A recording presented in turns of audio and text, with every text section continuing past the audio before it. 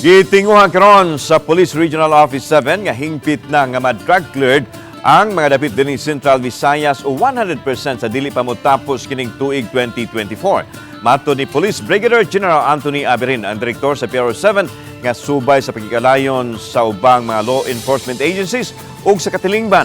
Base sa data nga gipagawa sa PRO-7 sukad sa pagsugod sa Marcos administration niadtong Hunyo 30, 2022 hangtod sa Hulyo 31 ning tuiga moabot na madud pa sa 2.5 billion pesos ang nasakmit nga illegal drugs dinhi sa Central Visayas.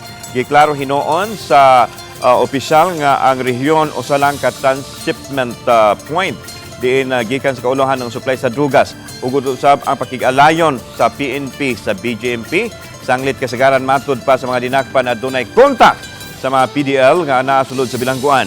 Anaa sa 71% nga mga barangay sa Rehiyon 7 ang nadeklarar nga drug cleared sa Regional Oversight Committee.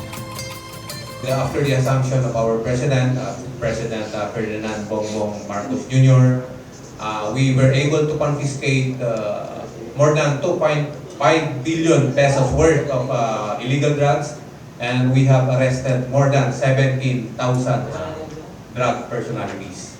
And of course, we give credit po sa support po, indispensable support po ng ating community.